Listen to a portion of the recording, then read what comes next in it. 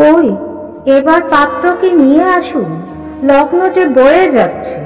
পুরোহিত মশাইয়ের কথায় আরো যেন ঘাবড়ে গেলেন পরিমলবাবু।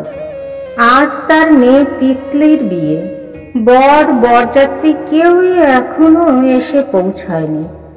পরিমলবাবু তাদের ফোনেও পাচ্ছেন না। তিতলির প্রথম থেকে অনিকেতকে একটু অন্যরকম লাগতো। অনিকেতের সাথে বিয়ে ঠিক হওয়ার পর থেকে যতবার কথা হয়েছে ততবারই তিতলির মনে হয়েছে অনিকেত মন থেকে বিয়েটা করছে না, চাপে পড়ে করছে। কিন্তু যতবারই তিতলি অনিকেতকে কথাটা জিজ্ঞেস করেছে, অনিকেত হেসে উড়িয়ে দিয়েছে। এদিকে বিয়ে বাড়িতে অনেক লোক, রাত বাড়ছে, খাওয়া দাওয়া চলছে, কেউ কেউ খেয়ে চলেও যাচ্ছে, কিন্তু বরযাত্রীর পাত্তা নেই। তিতলি বসে আছে বিধ্বস্তের মতো, চোখের জলও যেন শুকিয়ে গেছে।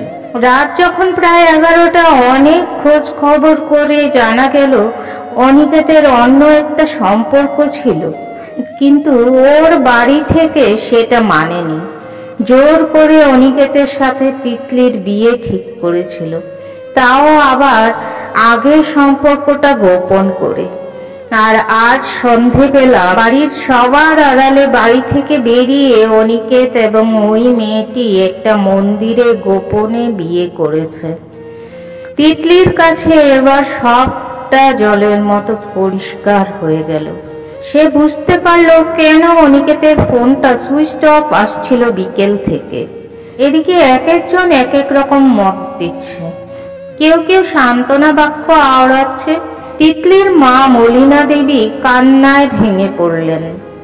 পরিমলবাবু হতাশ কণ্ঠে বললেন, আমার মেয়েটা শেষে লগ্নভ্রষ্টা হবে?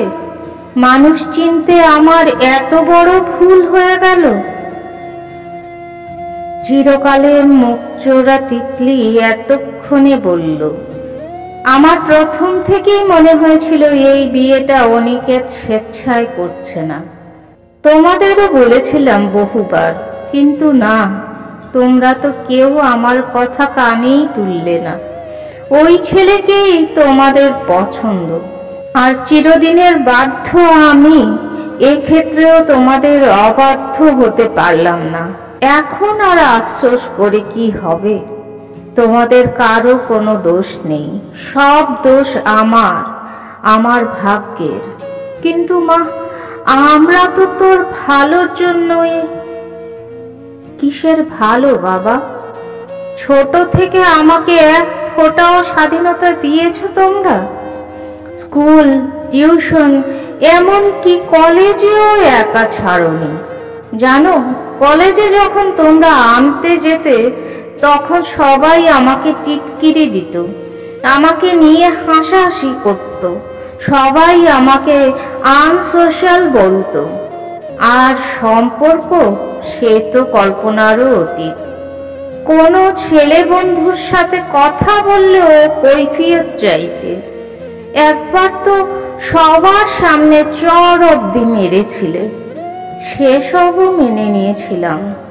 কিন্তু আজ বিয়ের সিদ্ধান্তটাও আমার উপর চাপিয়ে দিলে, সেটাও মেনে নিলাম, কারণ আমি যে মা বাবার বাধ্য মেয়ে।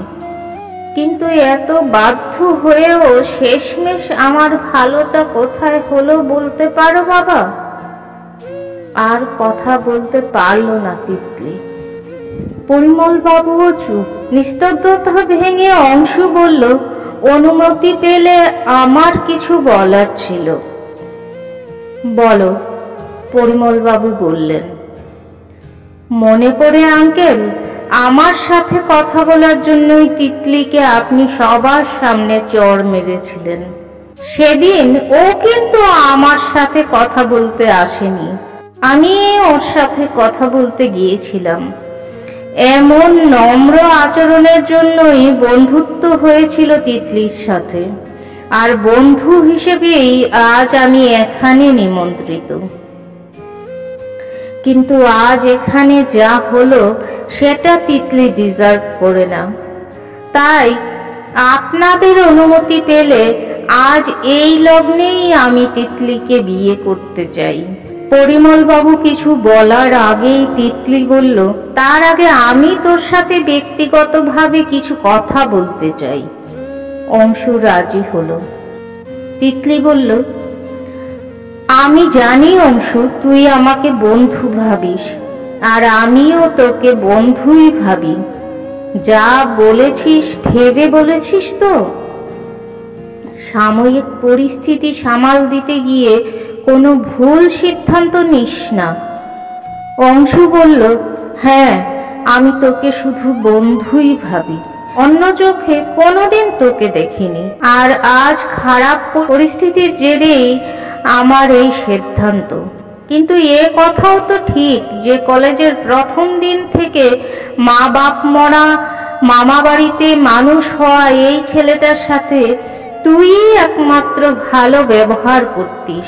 হাই স্ট্যান্ডার্ড লাইফস্টাইল মেনটেন করতে না পারায় বাকি সবাই তাকে তুচ্ছ তাচ্ছিল্য করত। তাই এটুকুই বলবো, আমাদের সম্পর্কটা না হয় বন্ধুত্ব দিয়েই শুরু হোক। কথা দিচ্ছি, তুই ছাড়া অন্য কোনো নারীর অস্তিত্ব আমার জীবনে কখনো থাকবে না। বিয়ের মণ্ডপে ফিরে এসে তিতলি বলল, আমি এই বিয়েতে রাজি। পরিমল বাবু হতচকিত হয়ে দাঁড়িয়ে রইলেন। মেয়ের এমন আচরণ যে তিনি আগে কখনো দেখেননি। শেষ রাতে সিঁদুর দানের মাধ্যমে ওদের শুভ বিবাহ সুসম্পন্ন হলো। পরিমল বাবু, মলিনা দেবী শান্তির নিঃশ্বাস ফেললেন। উপস্থিত লোকজন, আত্মীয় স্বজন সবাই অংশুর প্রশংসায় পঞ্চমুখ। তিতলির হঠাৎ মনে পড়ে গেল, পরশু মেহেন্দি আর্টিস্ট মেহেন্দি পরানোর সময় জিজ্ঞাসা করেছিল অনিকেতের পুরো নামটা লিখবে নাকি শুধু এ লিখবে। তিতলি এ লিখতে বলেছিল, এমনই বলেছিল। আর অংশুর নামটাও তো এ দিয়েই। কি অদ্ভুত, তাই না? মনে মনে বলল, এটাই বোধহয় ভবিতব্য।